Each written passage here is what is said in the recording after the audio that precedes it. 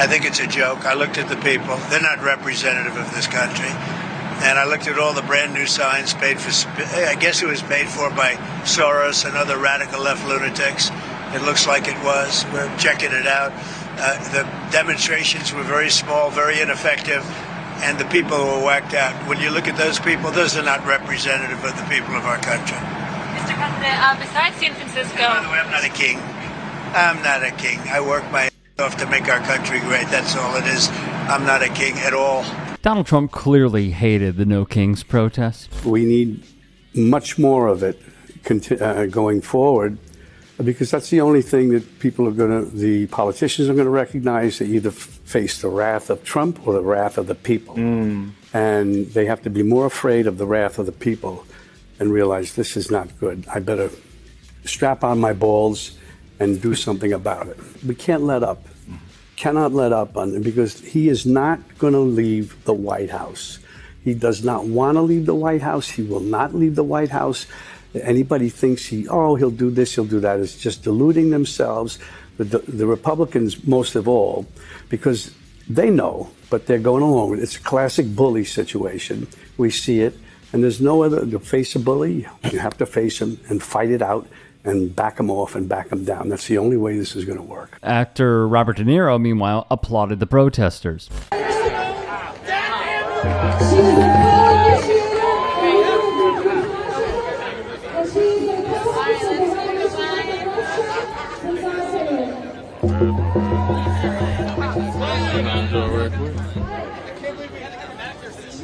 I know, like, it's good having a friend. You're a goddamn Oh my God!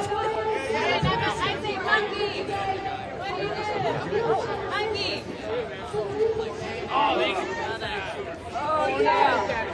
Oh yeah, that's so good. Yeah, no king! So a lot of the people out here today, when we join the bigger march, and we'll march over there. Yep. But that can change. But that can only change. That will only change. They will only be compelled and enabled to play the role they need to play in the removal of Trump from office. We know it's all racist. It's all, I mean, that's what he appeals to. That's what Trump is. Everything is, what you see is what you get. It's not going to change with him. Everything. He's just, the point is we have to keep fighting and pushing until he is out. Period. There's no other way. He's not going to want to leave the White House. What is he facing? He's facing certain things. No matter what the Supreme Court, they're going to find a way to go after him for what he's done, all the awful, monstrous things that he's done. You know, I don't see any. He's not going to want to leave. Why should he? Speechwriter and architect of the administration's anti-immigration policies, Stephen Miller, sent at least 900 emails to editors at the far-right news site Breitbart between 2015 and 2016. Miller shared links from white nationalist sites. He plugged The Camp of the Saints, a story about the Great Replacement myth. He pitched a story about how Amazon pulled Confederate merchandise down but still sold, quote, commie flags in the wake of the Charleston church shooting, in which 9 black churchgoers were murdered by a white supremacist. Miller wrote, quote, "Have you thought about going to Amazon and finding the commie flags and then doing a story on that? It's not a coincidence that in the midst of pushing the U.S.-ending trade deal, we're seeing a historic artifact of real America be demonized and destroyed," unquote. Miller also expressed support for the same immigration policies that Hitler backed. By 14, Miller was a cultural warrior with a love for Star Trek. A friend and fellow Trekkie said Miller called him to break off their friendship. "I can't be your friend anymore because you are Latino," he said. Miller continued his war against minorities throughout high school. He wrote columns attacking Hispanic students for not speaking English. Am I the only one who is sick and tired of being told to pick up my trash? And we have plenty of janitors who are paid to do it for us. De Niro also shared his thoughts on this guy, Stephen Miller. We see it all the time. He will not want to leave. He set it up with his, I guess he's the Goebbels of the cabinet, Stephen Miller. He's a Nazi. Yes, he is, and he's Jewish, and he should be ashamed of himself. Or on Democratic Socialist, the local critic of Israel and of yourself, and has said he would arrest you if you came to New York City if he was mayor. Is that something you take seriously, or are you concerned about that? Do you have a response to that? No, I'm not concerned about that. I'll get him out. Look, there's enough craziness in the world, but I guess it never ends. I mean, you have this is folly, and it's silly in many ways because it's just not serious. So we'll see you in New York next year. Oh well, look, I'm going to come there with the President Trump, and we'll see how do you know who the mayor will be? I don't know that. Do we know that? He's going to be very fine, and who knows? We don't know who the mayor's going to be yet. But this is a communist. He's not a socialist. He's a communist, and he said some really bad things about Jewish people, and he said some really bad things about a lot of people. And I think he's going through a little bit of a honeymoon right now, but he might make it. But, it all comes through the White House. He needs the money through the White House. He needs a lot. He's going to behave. He'll behave. He better behave. Otherwise, he's going to have big problems. And on the topic of Zoran Mamdani, have you decided who you're voting for yet next month? I don't know, but I have thought of the thing that I like about Hamdani is that he's young, he's smart, and he means well. He's not a mean person. He's not a bad person. He'll have to make decisions. There'll be compromises like all politicians, like everybody is in a position of making decisions that somebody's not going to be happy.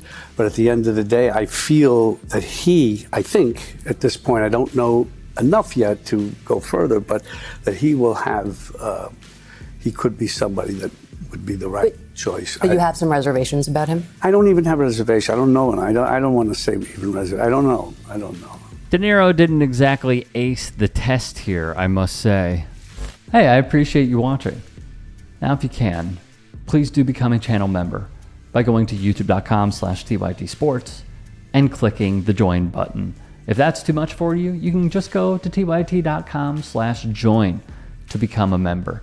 It helps all of us out here at the Young Turks and keeps our network afloat. In addition, you could follow me on my socials on Twitter, Instagram, and TikTok. Appreciate the love. Have a great day. Calling out elite people in comedy should be the rule of thumb. I think Donald Trump's hair is actually another creature. Yeah. The hair's like going, good night, Donald. Good night, Donald. There we go. Maybe it goes out. It goes out and makes money while he's asleep. There is something about punching down that feels taboo, and punching up is the way to go. Crack's not really my thing, but if it was, it would be fine if I was on that side. Wow. Don Jr.'s on coke.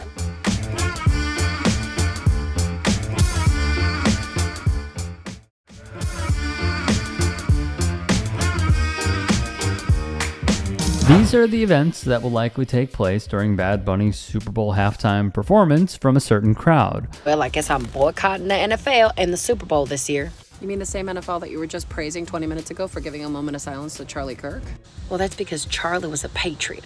He was a podcaster. Watch your mouth. Now I'm sure you're happy that now all this Spanish is going to be spoken. You better learn to speak English real quick. I never heard him speak English, except for in Happy Gilmore 2, which was not good, by the way. It's getting too woke. I thought you liked Happy Gilmore too because Travis Kelce was in it. What's the point of him getting engaged to Taylor if she's not going to do the halftime show? I mean, I have my issues with her, but at least she's, White. I mean, she's white. American. You do know that Puerto Rico is a part of the United States, right? Bad Bunny is an American citizen by birth. Doesn't matter. That doesn't make him one of us. He's not representative of the NFL fans. He's anti-us, for goodness sakes, okay? He's anti-Trump. That means he's anti-America. I'd actually argue that he's very patriotic. Oh, I think this might be your first funny joke. Calling that man who's only speaking Spanish patriotic. Hello, we speak English around here, and good luck to the NFL because I'm not watching that Spanish mumbo jumbo unless that man learns to speak English and throws up Kid Rock. Comedian Lysandra Vasquez ripped him. Corey Lewandowski went on to talk to the DL Demon Queen about ICE being at the Super Bowl. At the Super Bowl for the Bad Bunny Super Bowl halftime show? Benny, there is nowhere that you can provide safe haven to people who are in this country illegally, not the Super Bowl and nowhere else. We will find you. We will. I want to remind MAGA that Puerto Rico is a part of the United States of America. You need to understand that. Puerto Rico is a part of the United States of America. These culture wars, at some point, who gives a shit? Who gives a shit who plays at the Super Bowl? You don't want to watch halftime? Don't watch it. But these threats, they think they have the moral high ground to talk about this shit. You know, it's just so gross. As did the ladies at I've Had It. Benny suggested that the selection of Bad Bunny was clearly a shot at MAGA. It was a disrespect to MAGA and not the obvious answer, which is money. The NFL wants to grow the audience, so they had a big artist who might expand the number of people who watch the Super Bowl perform at the Super Bowl. That's so clearly what's happening here. And I think Benny Johnson asked, like, well, what do you think about the NFL's decision? She says, they suck and we'll win.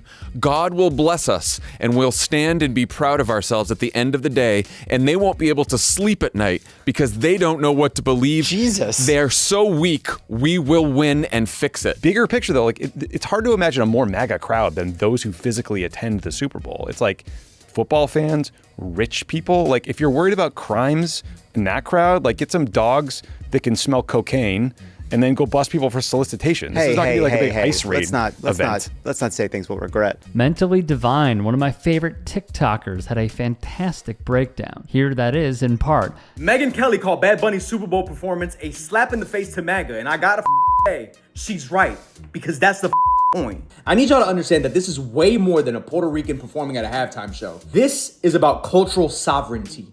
The ability of a colonized people to finally control their own narrative after generations of systematic erasure. Let me take you back for a second. In 1898, Puerto Rico finally won its independence from Spain after decades of bloodshed and resistance. And they only had 1 year, 365 days of autonomy before the United States invaded and claimed it as a colonial possession.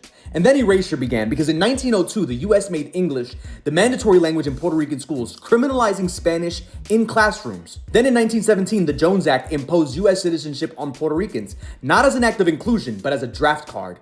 They needed bodies for World War I, and Puerto Ricans became Americans by force so they could die in America's wars. Then in the 1930s and 40s, the US government launched La Operación, a mass sterilization campaign that targeted Puerto Rican women, especially poor and black Puerto Rican women. So much so that by 1968, 1/3 of Puerto Rican women of childbearing age had been sterilized. 1/3. This wasn't healthcare, it was eugenics. It was genocide dressed up as population control. They were trying to eradicate us. Puerto Ricans still survived. We held on to our language, our music, our identity. But cultural sovereignty is how marginalized people have always forced the world to see their humanity. During the Harlem Renaissance, black writers and artists created their own publishing houses, their own magazines, their own spaces to define themselves when white America said that they were less than human. The disability rights movement is another great example, where they created their own films, their own theater, shouting, "Nothing about us without us," until the entire world had to listen. They're so terrified of Puerto Rican visibility that they want agents with guns and badges surrounding a celebration of our culture. That is not coincidence, that is the continuation of 127 years of colonial violence. Bad Bunny performing in Spanish, centering decolonization, anti-racism, and Latino culture on the world's biggest stage, unapologetically to over 100 million people, doesn't just threaten the system, it shatters it. Now with the NFL, we're confident it's going to be a great show, and that he understands the platform that he's on, and I think it's going to be exciting and a united moment. He's one of the leading and most popular entertainers in the world. It's carefully thought through. I would say that I'm not sure we've ever selected an artist where we didn't have some blowback or criticism. It's pretty hard to do when you have literally hundreds of millions of people that are watching. Roger Goodell, the NFL's commissioner, would make it clear that no change is going to take place. The NFL just responded to all the psycho MAGA people who are trying to remove Bad Bunny from the halftime show. And they basically said that they stand by their decision because they feel like his performance will unite people. They also said that they're not surprised about the backlash because they feel like every time they choose someone for the Super Bowl halftime show, some type of backlash happens, which is true. So sorry MAGA people, but no matter how many petitions you decide to start, we're still getting Bad Bunny, whether you like it or not. Goodell and the reporter were likely responding to a change.org petition to replace Bad Bunny with a country singer being named here, but really there are many. And a counter-programmed halftime show organized by Erica Kirk's Turning Point USA which is going to air, allegedly, during Bad Bunny's performance. When Bad Bunny was announced as the performer, he would release this statement. What I'm feeling goes beyond myself. It's for those who came before me and ran countless yards so I could come in and score a touchdown. This is for my people, my culture, and our history. Trump, of course, weighed in, saying on Newsmax, a far-right pro-Trump outlet, I don't know who he is. I don't know why they're doing it. It's like crazy. And then they blame it on some promoter they hired to pick up entertainment. I think it's absolutely ridiculous. Let me just conclude with this. I cannot believe that this is even an idea that the far right had. I can't believe that they went all in on this, and yet they have the gall to call their opposition snowflakes.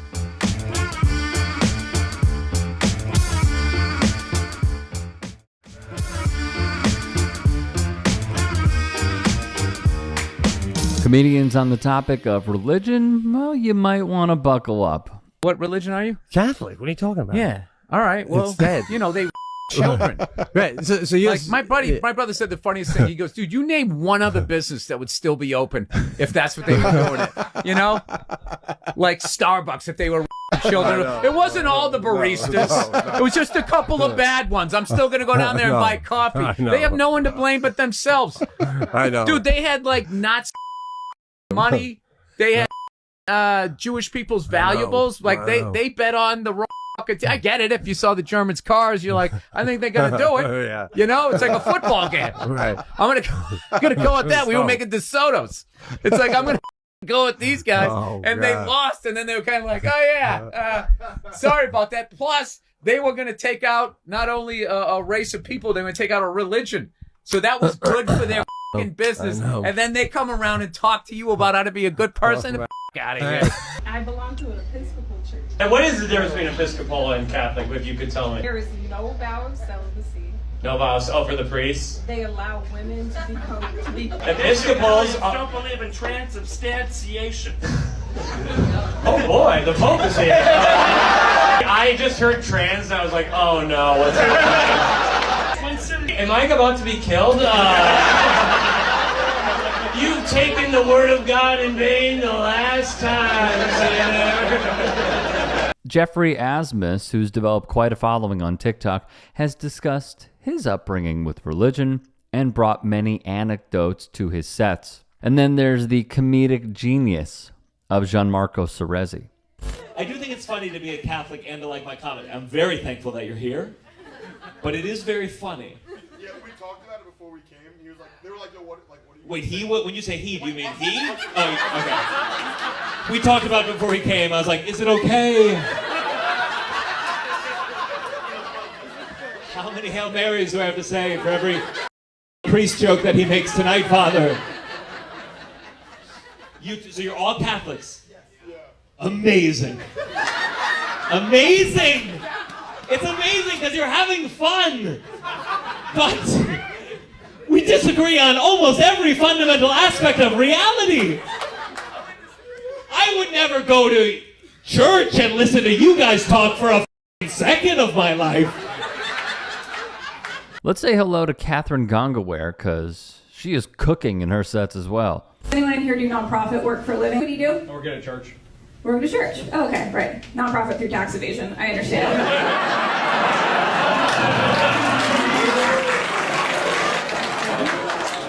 But you know what? Peace be with you, okay? And also with you, all right? You took your foot off the stage when I said that. You're God-fearing. I like that. On the topic of religion, comedians usually have a lot to say, as we know. I do believe that orgasms are proof that God loves us. Also proof that he loves women less. Michael Turner put it in perspective. I actually believe that the books in the Bible were actually written by people that overheard other people telling stories, but they didn't understand that exaggeration was a thing.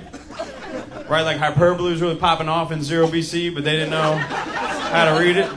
Like they overheard a dude talking about a recent trip he was on. I was like, dude, how was that trip? I was like, dude, trip was fine, but like weather-wise, it had to be raining easy 40 days, 40 nights. Like,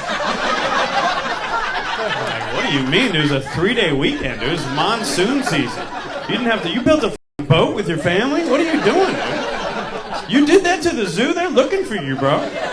Emily Catalano is another name you must know. I grew up very religious. I was like Christian, like way before Kanye made it cool, like way back. Like my parents are Christians. Well, my mom is a Christian and my dad is whipped, but that counts. Jesus was whipped too, so he gets it.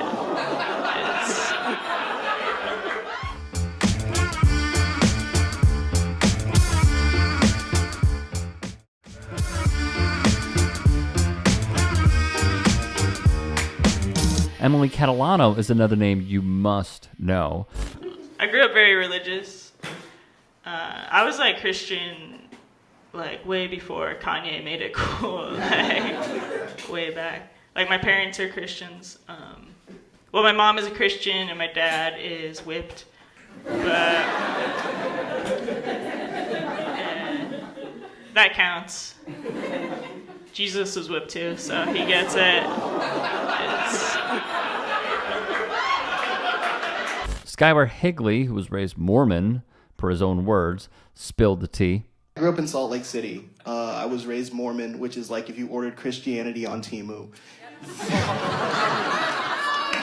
Nobody knows what Mormonism is, though. It's a weird religion. You know, I told my friend I was raised Mormon. She was immediately like, oh, so you're not circumcised? I got defensive. I was like, no, I'm circumcised as hell. I'm mad circumcised. They used one of those crank pencil sharpeners to do my.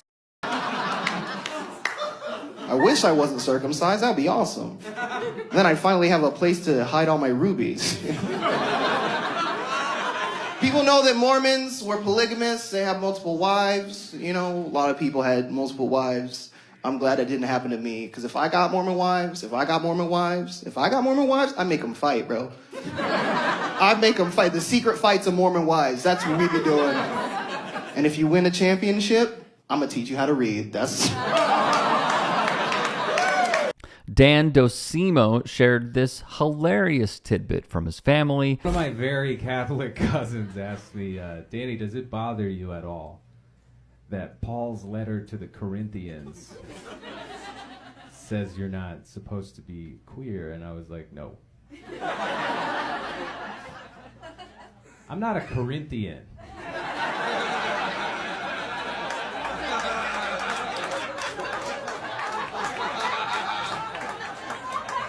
Like, why are you reading other people's mail? And then obeying it. And why is Paul writing letters to entire cultures of people? If your grandma did that, you'd put her somewhere, man. Hey, Graham, what are you doing? I'm just telling the Japanese not to be gay. And shout out to Kevin Schwartz, who's killing it as well. Things we'd have to stop saying if we were hanging out with Jesus. Hanging out.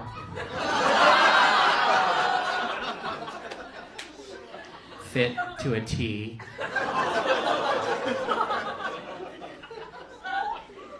Keep me posted.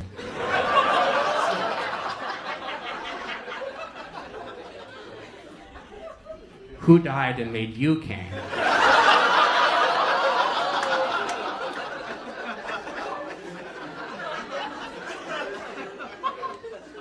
Nailed it. Hey, I appreciate you watching. Now, if you can, please do become a channel member by going to youtube.com/tytsports and clicking the join button. If that's too much for you, you can just go to tyt.com/join to become a member. It helps all of us out here at the Young Turks and keeps our network afloat. In addition, you could follow me on my socials on Twitter, Instagram, and TikTok. Appreciate the love. Have a great day.